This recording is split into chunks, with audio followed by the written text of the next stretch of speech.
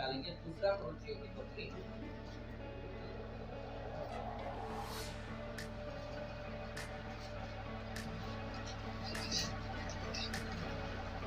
2 अध्याय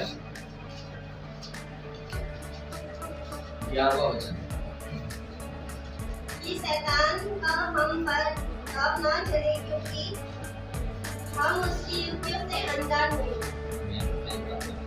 पिता परमेश्वर तेरा हम धन्यवाद करते हैं प्रभु, आज के दिन जो वचन आपने स्मरण कराया परमेश्वर, इन वचनों के द्वारा हम सबसे बातें करें। आज प्रार्थना हालेलुया। ये वचन हो सकता है मैं पहले भी कभी बोला हो, मुझे याद आ रहा है कभी बोला तो आपने जरूर लिखा है, शैतान का हम पर गाँव ना चले, क्योंकि हम उसकी युक्तियों से, हम शैतान की युक्तियों से अनजान नहीं है। हालेलुया। शैतान क्या करता है, एक जब हम प्रभु में नहीं थे तो ऑलरेडी हम उनके ही कब्जे में थे। अब जब हम प्रभु में आए, उनके कब्जे से बाहर आया तो शैतान को परेशानी है ना। इसलिए वो क्या करता है, आखिरी दम तक, या तो जब तक हम जीवित रहेंगे तब तक, या तो जब प्रभु ना आ जाए तब तक वो इस कोशिश में लगा रहेगा, कुछ ना कुछ दाव, कुछ ना कुछ टेक्निक वो लगाता रहेगा कि हमें प्रभु से अलग करे। हालेलुया। मैं पहले भी कहा था, जब यीशु मसीह का परीक्षा हुआ, 40 दिन फास्टिंग के बाद यीशु का परीक्षा हुआ तो शैतान आया था। शैतान कैसे आया था, वो अपने असली रूप में, क्योंकि उसको पता है ये कौन है, परमेश्वर का पुत्र, इनके सामने हम कुछ अजब चेहरा बदलाव करके नहीं आ सकते हैं। वो अपने चेहरा को लेकर, अपना जो शकल है, असली शकल को लेकर परमेश्वर यीशु मसीह के सामने आया और परीक्षा किया। हालेलुया। लेकिन आज हमारे और आपके सामने भी शैतान आता है परीक्षा लेने के लिए, परीक्षा करने के लिए, हमें और आपको गिराने के लिए। कैसे शक्ल में आएगा, वो यीशु मसीह के सामने जो शक्ल को लेकर आया था, वो शक्ल में कभी भी कैसे शक्ल को लेकर आएगा, अपने आप को हम और आपके जैसा बनाकर आएगा। हालेलुया। आपको पता है लोहा लोहे से काटता है ना, हीरा हीरा से काटता है, तो विश्वासी को विश्वासी से काटेगा। हालेलुया। विश्वासी को दुख देने के लिए, विश्वासी को प्रभु से दूर होने के लिए किसको इस्तेमाल करेगा, वो बाहर से किसी सींग वाले को नहीं लाएगा। अपना सकल सींग दिखाकर, काला चेहरा दिखाकर, लंबा जीभ निकालकर, बड़े बड़े दांत दिखाकर शैतान नहीं आएगा। कैसे आएगा, अपने ही अंदर के लोगों के द्वारा, अपने ही कलीसिया के लोगों के द्वारा, अपने ही परिवार के लोगों के द्वारा हमें दुख पहुंचाकर कोशिश वो लगातार करेगा कि हम प्रभु से हट जाए, विश्वास से हट जाए, प्रार्थना करना छोड़ दे। क्योंकि एक चीज से शैतान डरता है, आप बाइबल पढ़ो तो इतना डर नहीं है, बाइबल पढ़ने से उनको डर नहीं है। क्यों? क्योंकि आप से भी अधिक ज्ञान हो सकता है उसको। आप जो वचन को पढ़ेंगे, यीशु मसीह को परीक्षा, यीशु मसीह ने जब कहा मनुष्य केवल रोटी से जीवित नहीं रहता है, परमेश्वर के वचन से जीवित रहता है, ये बाइबल में लिखा है। यीशु ने कह दिया, तब शैतान को समझ में आया कि वचन यीशु को ज्यादा पता है, तो मुझे परीक्षा कहां से करना पड़ेगा, वचन से। तंबूरे पे लेके क्या बोला, यहाँ से कूद जा, क्योंकि वचन में लिखा है स्वर्गदूत तुझे गोद में ले लेगा, है ना। शैतान कितना चतुर है, आप देखो। वचन का ज्ञान से हम उसको हरा नहीं सकते। वो एक ही चीज से डरता है, जब हम घुटना टेक देते हैं, जब हम परमेश्वर के सामने घुटना टेक के प्रार्थना शुरू कर देते हैं, तब उनको चिढ़ आता है और उनको पता है अब मेरा तो बस नहीं चलेगा। इसलिए आपको और मुझको वो प्रार्थना से ही रोकता है। तो जो नाना प्रकार का वो जो गाँव डालता है ना, पैच डालता है, नाना प्रकार के पैंतरे डालता है, वो क्यों डालता है, केवल प्रार्थना से हटाने के लिए। वो कभी नहीं चाहेगा कि आप और मैं घंटों प्रार्थना में समय बिताए, परमेश्वर से प्रार्थना करें। आप जब टेंशन में होंगे, दुख में होंगे, देखना आपको मन करेगा कि एक बार बाइबल पढ़ लूं, है ना। फिर भी आप बाइबल पढ़ लोगे, किसी ना किसी तरह दुख के बीच में बाइबल पढ़ लोगे, लेकिन दुख आएगा तो प्रार्थना करने का मन नहीं करेगा, प्रार्थना आपको इच्छा ही नहीं करेगा, इतने टेंशन में कौन बैठेगा। लेकिन आपको पता है ये शैतान का एक जाल है। हालेलुया। लिखा है ना, पंछी के देखते जाल बिछाना क्या अगर पंछी ने देख ही लिया कि यहाँ तो जाल बिछाया जा रहा है तो पंछी कभी आके बैठेगा? पंछी जब नहीं देखेगा उस समय जाल बिछाकर पहले से खाली रख देते हैं। तो शैतान ने ऐसे जाल बिछाकर रखा हुआ है ताकि हम प्रार्थना से वंचित हो जाए। हालेलुया। शैतान कभी भी अपना असली शकल लेके नहीं आएगा। बाइबल कहता है शैतान तो ज्योतिर्मय स्वर्गदूतों का रूप भी पढ़ कर देखो उस वचन को, दूसरा कुरिन्थियों 11 अध्याय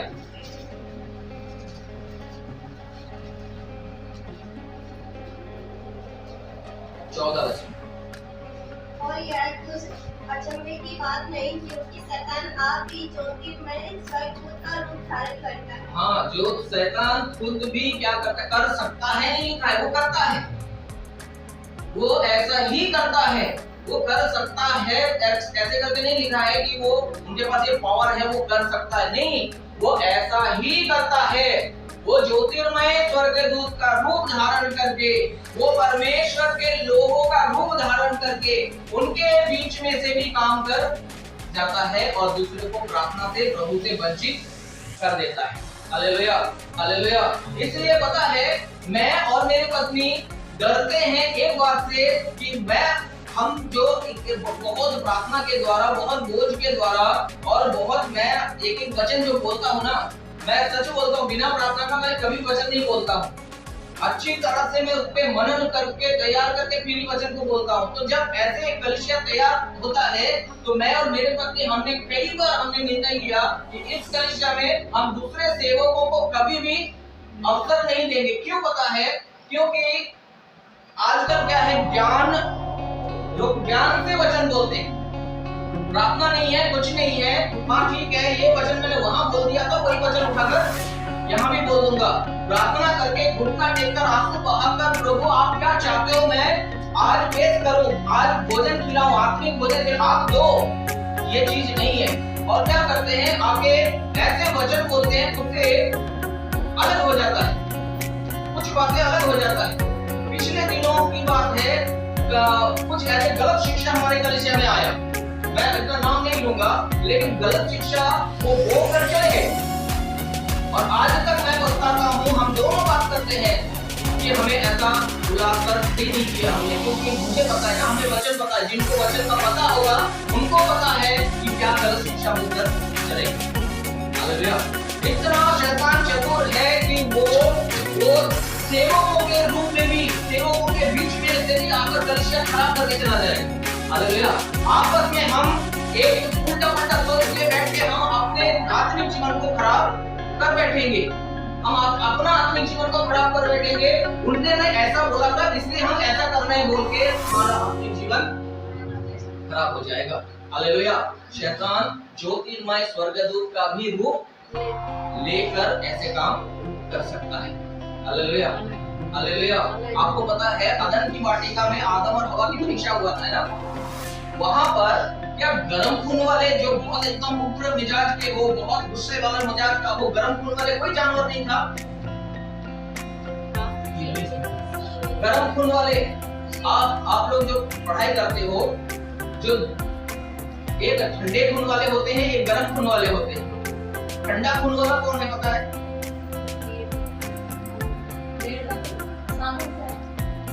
भेड़, बकरी, ये सब गर्म खून का है। सांप का जो ब्लड है ना वो ठंडा है। सांप को आप कभी छू के देखो, या सांप को कभी शरीर में, जो मैं बचपन में था तो वो सांप का खेल दिखाने आता था ना टोकरी में, वो टोकरी में जाके उन्होंने कुछ डाला, बीज और कुछ बीज का डाला, जिसमें वो थोड़ा सा खाना बंद कर दिया, शांत हो गया। और जो जादू टोना वाला था उन्होंने कहा हाथ डालो, तो उन्होंने ऐसे हाथ डाला, मैंने हाथ डाल दिया तो बिल्कुल ठंडा, इतना ठंडा है वो सांप, वो ठंडा खून वाला है। और बाकी जितने भी जानवर है जंगल में वो सब गर्म खून वाले होते हैं। चाहे शेर देख लो, कुछ भी देख लो, गर्म खून वाले होते हैं। इंसान भी गर्म खून वाले हैं, है ना। तो परमेश्वर, जो शैतान है, परीक्षा लेना था, परीक्षा लेने के लिए वो गर्म खून वाले को क्यों यूज नहीं किया? वो जब चूज किया, शैतान देखो कैसे है, चूज किया बिल्कुल एक ठंडा ब्लड वाले को चूज किया, है ना। शांत रहकर, मौका देखकर डंक मारने वाला, क्या बोलते हैं उसको? डंक नहीं, फन मारने वाला है ना, डंक तो पीछे से होता है, डसने वाला। हालेलुया। तो सांप को इसलिए चूज किया, वो ठंडा दिमाग का है, ठंडा ब्लड वाला है। आज भी शैतान ऐसे ही ढूंढ रहा है कि ऐसे करके ऐसे जनों को सामने खड़ा कर देंगे जिनको देख के मन ही पिघल जाएगा, जिनको देख के मन ही एकदम खुश हो जाएगा, और हम धीरे धीरे वो शैतान क्या करेगा? परमेश्वर से दूर हटा देगा। हालेलुया। मंडली, मंडली मतलब कलीसिया, कलीसिया के बीच में से ही काम करके हमें पता ही नहीं चलेगा। अगर हम उन्हें डांटे, अगर हम उन्हें प्रोटेक्ट करें कि नहीं नहीं आप गलत कर रहे हो, तो वो साफ साफ बोलेंगे कि ना, नहीं सुनना है पास्टर का, नहीं सुनना है, वो ऐसा शिक्षा हमें लेना ही नहीं है, क्योंकि हमें पता है शैतान कहाँ चालाकी कर रहा है। हालेलुया। अभी भाई ने बोला कि पास्टर साहब डांटते हैं, आपने बोला था पास्टर ने डांटता है तो भी हम कलीसिया नहीं छोड़ते। सच में इसलिए डांटना पड़ता है, इसलिए डांट पड़ता है क्योंकि हम आपसे प्यार करते हैं। हालेलुया। और जो पिता बच्चों से प्यार करेगा वो पिता ताड़ना भी, जो पिता बच्चों को ताड़ना नहीं देता है वो पिता बच्चों से प्यार ही नहीं करता है। हालेलुया। तो शैतान क्या करता है? बहुत चालाकी से वो कभी भी उग्र मिजाज से आकर आपको तोड़ेगा नहीं। अगर आपको तोड़ना है तो उसको पता है उसके पास कौन सा पैसा है। हालेलुया। अगर आप गुस्से वाले सामने आकर आप टूटोगे तो गुस्सा वाला ले आएगा। अगर आप गुस्से वाले कितना भी आ जाए अपने मन को ठंडा रखोगे ना तो प्यार करने वालों को लेकर आके आपको। हालेलुया। ये शैतान कहते हैं, इसलिए लिखा है तुम शैतान की दाव तुम पर ना चले क्योंकि तुम उनकी युक्तियों से अनजान नहीं हो। आप लोगों ने कोरह के बारे में कितने लोग जानते हैं, पढ़े हैं बाइबल में? कोरह किसकी वंश में से था? याकूब के कितने बच्चे थे? 12 है ना। उसमें से इजराइल जब ऊपर मूसा पहाड़ पर चले गए और पहाड़ पर से जब आ रहे थे तो देखा सब लोग पूजा पाठ में एक सोने का बछड़ा निकाल लिया और पूजा पाठ करने लगे। तो वहां पर मूसा ने बोला कौन मेरी और है, आ जाओ। तो कौन आया था?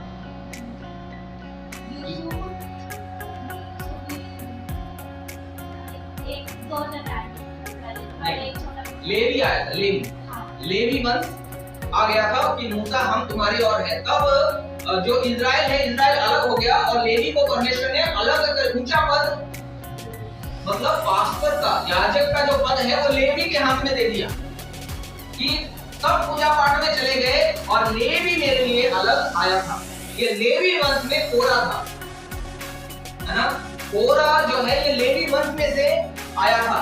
तो आप सोचो ये कितना ऊंचा पद है लेवी का, सॉरी कोरह का कितना ऊंचा पद था। कलीसिया में कोरह को ऊंचा पद दिया गया था, लेकिन उससे भी वो ऊंचा पद चाहता है। हालेलुया। कोरह को क्या मिला था आपको पता है? कोरह मंडली का क्या का सेवा था? आप एक बार उसको पढ़ो। पहला इतिहास 9 अध्याय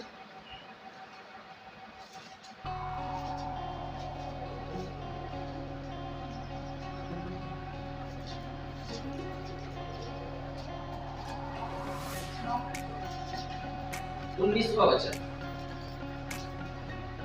और सलून जो कोरे का पुत्र अक्षसाप का पोता और कोरे का परपोता था और उसके भाई जो उसके मूल पुरुष के घराने के अर्थात कोरी थे, वह इस काम के अधिकारी थे कि वे तंबू की पार हो। बस जो कोरियों लोग थे, कोरह वंश के लोग थे, उनका काम क्या था? तंबू में द्वारपाल का मतलब चौकीदार, है ना, चौकीदार का काम। इसका मतलब ये है परमेश्वर ने लेवी को ऊंचा पद दिया है। केवल तंबू का काम, जो चर्च का काम है उसी काम में, चाहे वो चौकीदार का हो, चाहे वो दरी फोल्ड करने का हो, चाहे सामान उठाने का, ये सब लेवी के हाथ में है। बहुत बड़ा काम है ये चर्च का काम। हालेलुया। उसमें से कोरह वंशियों को क्या काम दिया? चौकीदार का।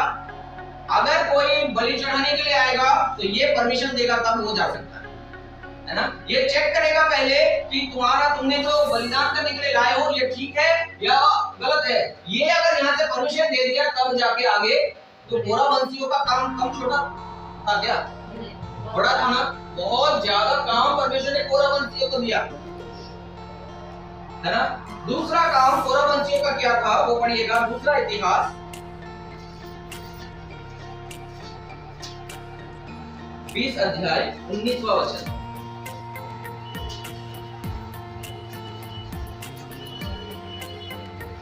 और कहातियों और ठौरियों में से कुछ लेके खड़े होकर इस्राएल के परमेश्वर यहोवा की स्तुति अत्यंत ऊंचे स्वर से करते थे। हाँ जी, ये कोरा वंशियों का और एक काम क्या था परमेश्वर का? क्या लिखा है?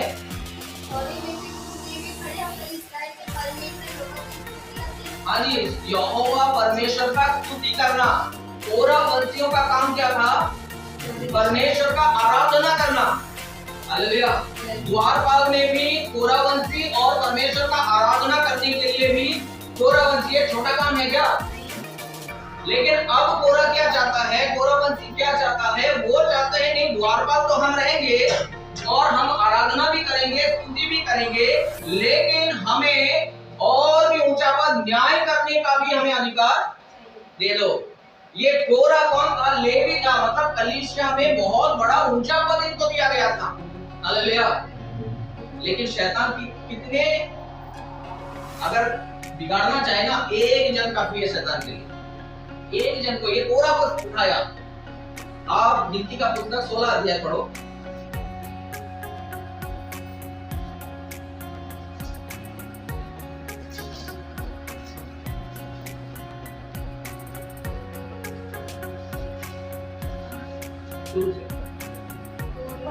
लेवी का पोता कहात का पोता और इस्हार का पोता था वह एलियाब के पुत्र दातान और अबीराम और मेलेक के पुत्र होन। इन तीनों रूबेनियों से मिलकर मंडली के 250 प्रधान जो सभासद और नामी थे उनको साथ में ले लिया। पहले कौन है? अकेला कोरा। कोरा ने क्या किया? 3 लोगों को साथ लिया। कोरा के अंदर शैतान ने काम किया। शैतान ने बोला द्वारपाल ठीक नहीं, आराधना करता है, वो नहीं थी। तुझे क्या चाहिए? मेन काम करना है, तुझे ही सब कुछ संभालना है। ये मूसा, हारून और मरियम जो है, ये तीनों भाई बहन सब कुछ लेकर बैठा हुआ है। हम न्याय करेंगे, हम आगे बढ़ाएंगे, हम इस्राएलियों को लेके चलेंगे। वो नहीं, तुझे भी करना है। कुछ घुसा दिया कोरा के कान में, कुछ घुसाया। अब कोरा ने उसको एक्सेप्ट किया। कोरा चला गया दातान के पास। दातान को बोला अरे पता है हम ये जो कलीसिया है ना, ये जो हमारी मंडली है ना, ये तीनों ही सारा काम करते हैं, हम कुछ नहीं ले गया, हम भी लेवी वंश का है, चलो हम भी विरोध करेंगे। दातान के मन में आ गया बात। दातान ने बोला चल अबीराम के पास, अबीराम को साथ में ले गया। अबीराम ने बोला चल ओन के पास, ओन को भी साथ में। अकेला कोरा को शैतान ने चुना, उसको यूज किया, उनके कान में कुछ घुसाया, बस काम पूरा हो गया।